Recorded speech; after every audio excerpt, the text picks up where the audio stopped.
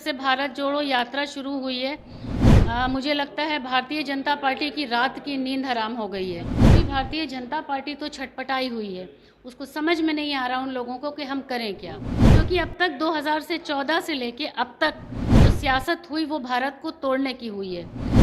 हम वोट के लिए नहीं, हम भारत को जोड़ने के लिए निकले हैं।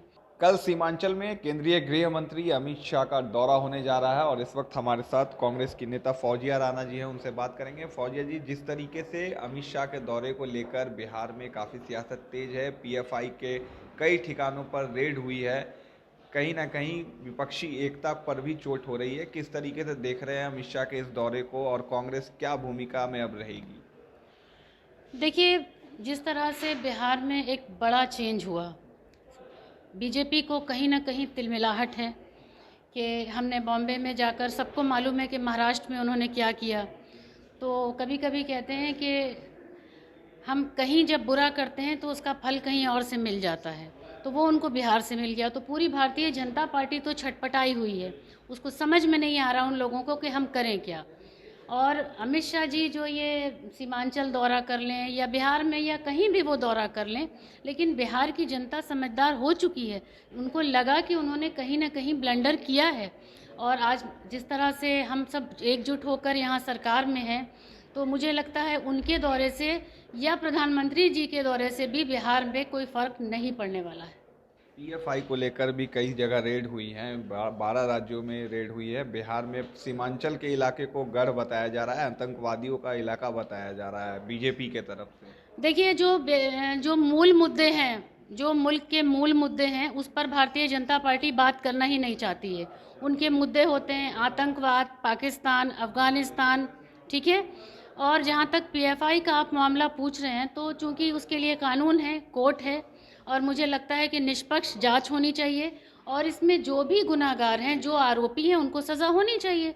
लेकिन सारी चीज़ों में ये मुद्दा पहले सामने रखना चाहिए कि चाहे वो प्रधानमंत्री हो या गृह मंत्री हो या मुख्यमंत्री हो, किसी भी सूबे का हो, सरदार हो, तो वो किसी एक विशेष वर्ग के नहीं होते, बल्कि पूरे भारत के होते हैं। तो कानून से हमसे ऊपर कानून है, हमसे ऊपर सुप्रीम कोर्ट है। तो वहाँ से जो भी फैसला होगा, जो जजमेंट होगा, निष्पक्ष जांच होगी, जो सच है वो सबके सामने आ जाएगा। राहुल गांधी निकले हुए हैं भारत जोड़ो यात्रा पर, क्या लगता है कि इस यात्रा के बाद कांग्रेस में फिर से वो री एनर्जाइज हो पाएगी, पहले वाली कांग्रेस?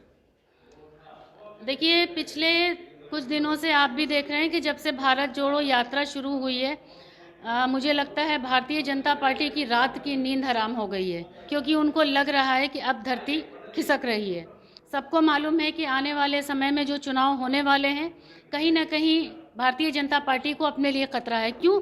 क्योंकि अब तक 2014 से लेके अब तक जो सियासत हुई वो भारत को तोड़ने की हुई है। हमारी कांग्रेस पार्टी ने एक बड़ा बीड़ा उठाया। हम वोट के लिए नहीं, हम भारत को जोड़ने के लिए निकले हैं। राहुल गांधी जी आज जिस यात्रा पर निकले हैं वो एक आसान नहीं है, जिसको विपक्ष ये भी कहता है कि ये बड़ा लाविश है, उनके कंटेनर्स बड़े लाविश हैं। तो आप सबके सामने है कि सबके पैरों का हाल क्या है। और या तो गांधी जी ने यात्रा शुरू की थी या आज राहुल गांधी जी हैं। उस समय गांधी जी थे, इस समय राहुल गांधी जी हैं, और सारी जनता एकजुट हो रही है।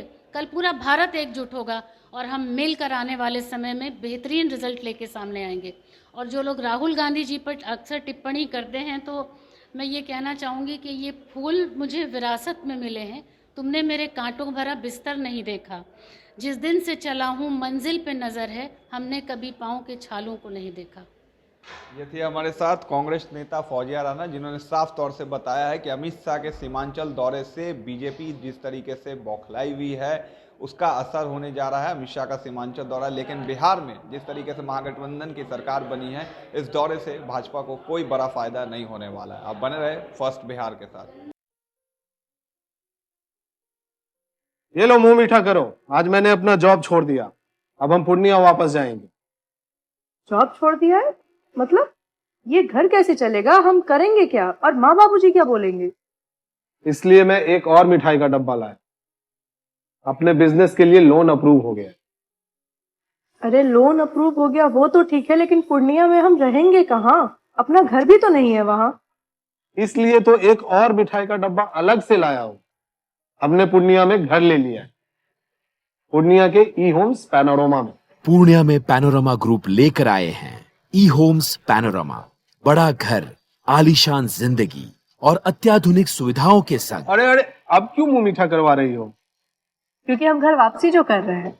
घर वापसी की खुशी पूर्णिया में ई होम्स पैनोरमा के संग।